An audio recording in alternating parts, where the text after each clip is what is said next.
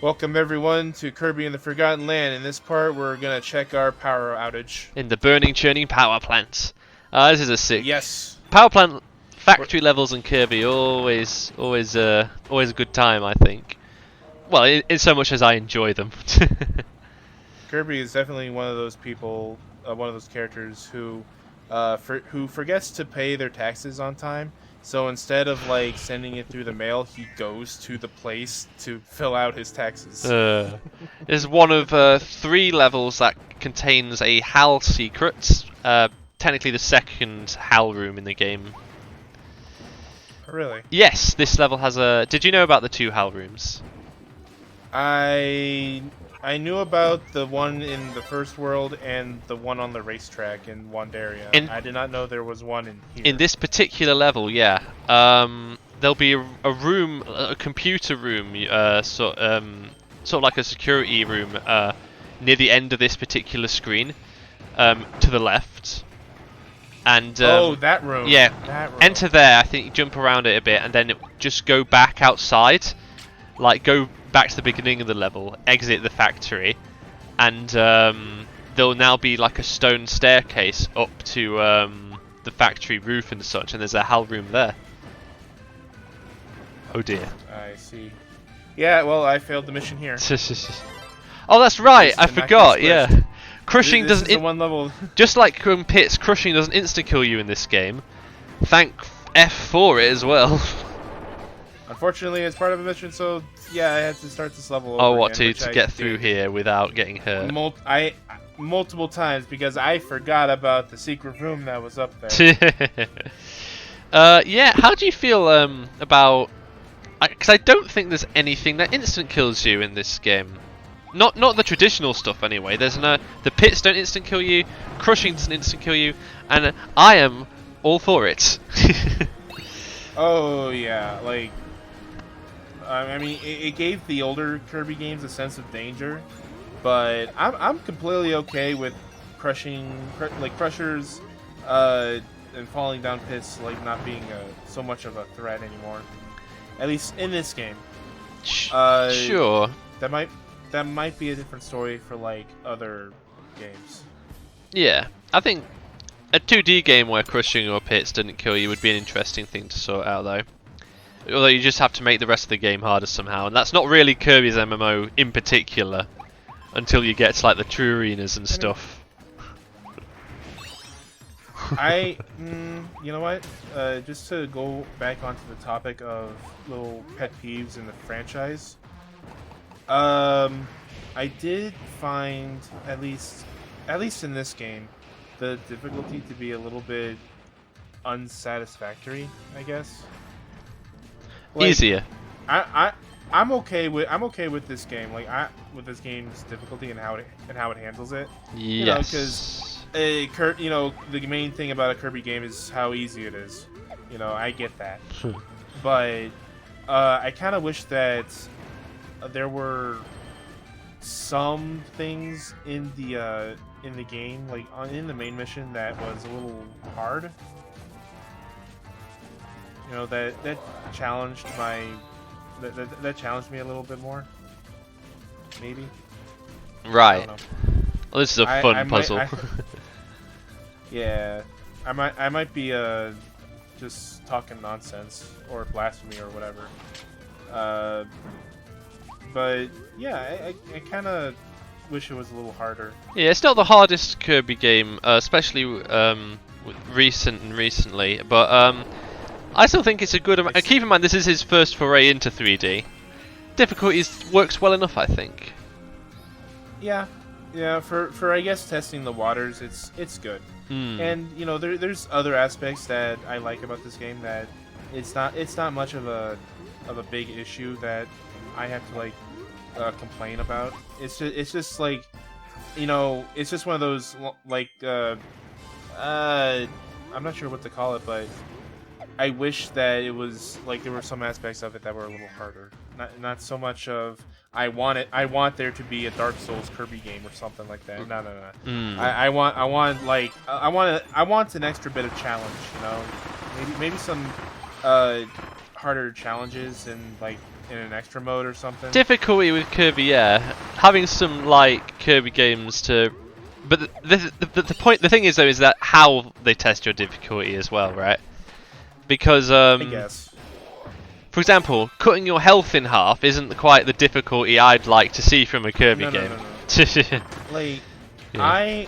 When I want to talk about like difficulty, I kind of want to like make the design difficult, like make it a head scratcher. I really like those kinds of games that make me think, you know, that lets me solve a puzzle with no hints, just what's there in front of me and what makes sense. Right. Anything that can capitalize on copy abilities in terms of difficulty and design and all that, I'll enjoy greatly. Yeah. I would love some more treasure roads and all that. I mean, even in the main game as well, though, not just the specifically designed challenges. Although, like, I don't know. It's just I want my purchase to mean something. Man. Well, back to, because at the end of the last part I was struggling, but back to my sort of pet peeves. I was wondering regarding copy abilities. I was thinking about the 2 new ones in Return to Dreamland Deluxe, and you know they're cool, they're varied and such. And Sand is a particularly one I think is pretty awesome, but I am worried and wondering about the design, like how they designed these newer copy abilities in the newer games. I was briefly touching upon how, like in the older games, like the abilities from Superstar, for instance, when they were brought over to the new Kirby 2D style, alongside other old copy abilities that are then given movesets for the most part. I feel like there is in some ways some differences between how they're designed and how the newer ones are designed. Mostly to do with how the abilities controls, like how you do like all of your attacks in that ability, and also the way those abilities just function within themselves. Because Sand Mecha, imagine like how would those abilities? By the way, this is the room. You enter this, go back to the beginning, HAL room, but how would Sand and Mecha work in a very simple, like, one move Kirby game? Like, let's say, I think you actually knew it yourself. Actually, this HAL room, by the looks of it, you're going back for it. Or you're just going for something on top of the thing. Yeah, I was wondering, like, is there something up here that I can like do with like anything? And no, there wasn't. If you only just there wasn't anything. Only just made it out the door a bit further. Also, Wild Hammer, it's just, I think, is a bit of a disappointing one. It's just, so like how Toy Hammer let you had an extra sort of attack to your hammer attack and was a faster hammer. This is a slower hammer and it takes away an attack from your hammer attack. It's powerful, sure, but very boring. And that's Wild Hammer. Hey, sometimes you gotta go unga bunga on the enemies. Yeah, but the other abilities have much cooler upgrades for like their third and stuff. But yeah, just go ahead. But yeah, just try and imagine like how would Mecha or Sand work in a like Kirby's Adventure or Kirby Squeak Squad or something like that, and games where the copy abilities have one main function, mostly. So, like Jet, for instance.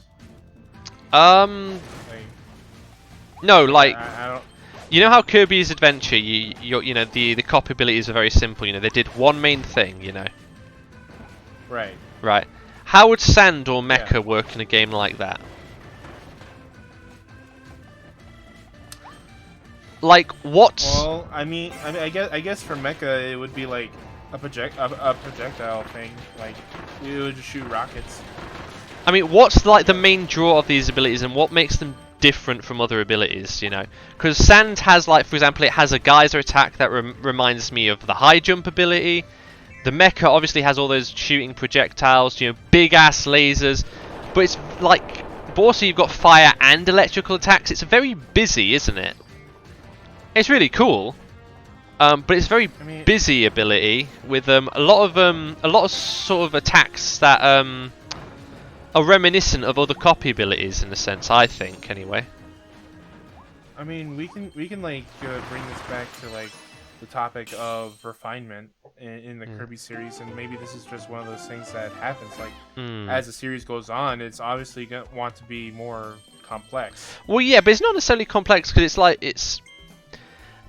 if you go back to Star Allies, for example, the staff ability, it's got a lot of unique things, but there's also a lot of elements that are very similar to the spear ability, which only appeared, like 3 games prior, eh? I don't know if it's actually an issue because they can clearly still do some really interesting movesets, like ESP, for instance. That was in Robobot, very unique. I also really liked Spider and Artist. I don't know if it's an actual issue. It's just something in the back of my mind I'm wondering, and also like the way the controls work. Because I think with as we just touched on in this game as well, copy abilities can have alongside their attacks, the way they control is also a part of their personality or whatever. What makes them special. Yeah, there's some abilities have directional inputs, and a lot of them, some of them utilize holding the button down, and not a lot of directional inputs, and it's just something on my mind. I don't know if it's an actual issue. But yeah, maybe this is because they want to make, whenever they want to make newer copy abilities, they have to understand okay, what can we do to make this one stand out in some way? And a lot of that is just either taking an ability prior and making it a little more flashy, or just coming up with a very out there idea for a copy ability, like Mecha. I don't think anyone would have paid attention to Kirby's Return to Dreamland Deluxe if Mecha wasn't in there. Well, I mean, no, they would. we paid attention to we paid attention to Kirby Superstar Ultra, and that didn't have new copy abilities. Okay, okay, then never mind. Never mind. Yeah. The point is, I've heard Mecha being talked about pretty a good amount. I mean, it's a cool ability, and I guess in practice, it does sort of feel different and such. It's just something personally I'm thinking in my head. It might be if we ever do an LP of that game, something more to discuss. and there's also something to there's something also to talk about when it comes to because I hear Joe Cat make this remark. I don't know if you've watched his videos, but he made a video about yeah, there was nothing there. Yeah. I thought there was something there, but there was nothing. He made a video about the Pokemon design process and how the newer Pokemon looks different, softer, and I've heard from the older ones. Someone saying that, yeah. And I think he talks about something that that I'm not sure if it has a name, but he calls it design creep, where if you design 10 characters, obviously the later ones are going to be a lot more complex. I think that's what's going on with the copy abilities in terms of design and how they work. Maybe it's just something that naturally things get more designs get more complicated as you continue, and it just happens. Yeah, it's occurring to me that we were discussing all this right as we immediately murdered Gorimundo earlier. We've reached the boss rush level. Huzzah! A regular boss rush within the game that's not just confined to arena mode, eh? Fighting all the beast pack again. This is a pretty fun level, I think. Oh yeah. I forgot to mention, but because I was talking about other stuff, but Gorimundo was defeated by the power of Doug Dimmadome. Owner of the time crash is very powerful with the right setup, yeah. Yeah. Yeah, and there goes Silly Dillo. Lovely, also, lovely. Should probably check around each of the arenas. Yeah, there are secrets strewn about them, yeah. Yep, some of them have wallabies. Is probably best if you look for them. So yeah, I'm just taking my time just looking for stuff. I think there's only for some of these arenas there's only one wallaby on them, except for I think one other. Maybe I'm not sure. But we're also been between all these boss segments. We're getting some mouthful modes that we've only, extra mouthful mode sections. We saw the car back there. It's been a while since we've seen the car. The rolling pipe, obviously, and also we'll see the return of one we haven't seen since World 3 in a little bit. Oh, will we? Yeah. I kind of forgot what it was. I remember. Okay, I am trusting you. Yeah. Yeah. I still like the look of Crystal Needle. It's such a really pretty copy ability. I think I like the way the color works with like sort of the pinks and the slight like yellowish greenish edges. It's reminiscent of the regular hats for me. It's very prismatic. Yeah, the regular Soka hat. I see you're trying to decide what to do, aren't you? I'm thinking. Ice. We've still not seen that one on the left there. Wait, which one was it? We've not seen much of the homing bombs yet. Yeah. Okay, I'll make you a deal. Hey? I'll use it in the future recordings. Have you not used it yet? I don't think I have. Oh dear. I kind of forgot about it because I don't usually use bomb. Oh dear. We have to talk about it at some point though. Okay, it's an interesting one. All right. After the next few parts, we'll talk about bomb. I swear to you. We're demolishing a Chloraline right here. Yep. And out she goes. I had to redo this level actually a few times. I think specifically for this mission. Oh really? I think actually I might have just had to kill Kirby at just this segment because I think if you die, you'll be reset to just before this point and you can try again maybe. This is why you use ice because it negates all damage, which is something that is needed for the mission. But yeah, we only how big these areas can be. Yeah, we've touched on it here and there, but yeah, the level design in this world I think is it's been pretty nice throughout the whole game to be honest. But in this world, it's just like chef's kiss, running around the building in level 2. That was great. But here we go. It's been since World 3 because we've not had any other theme parks since then. Yep. But after we get that awesome ability evolution, it's the return of the coaster. Kirby Coaster is back and more complex than last time. Yes, because I think I actually had to do this whole entire thing twice on my first playthrough. It's a good thing they have those blue stars to retry, eh? Oh yeah. It's a good shout than having to restart the whole level.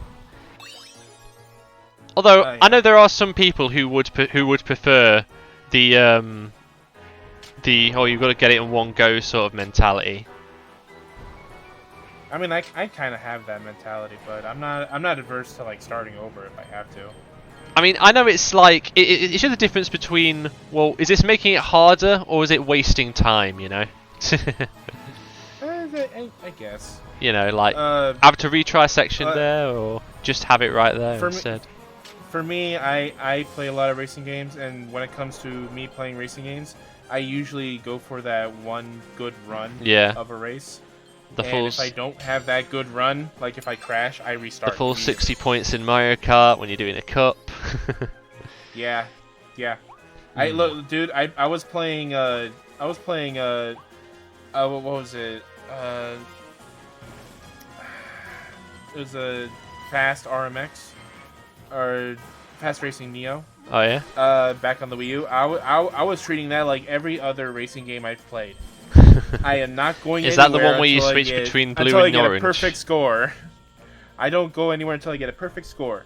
And that kind of defeated me at some point. Because at some point I was like, yeah, for this game in particular, I don't think it's worth it. Even for games you like, yeah, that can happen sometimes. You gotta think, no, I'm done. I gotta get through it.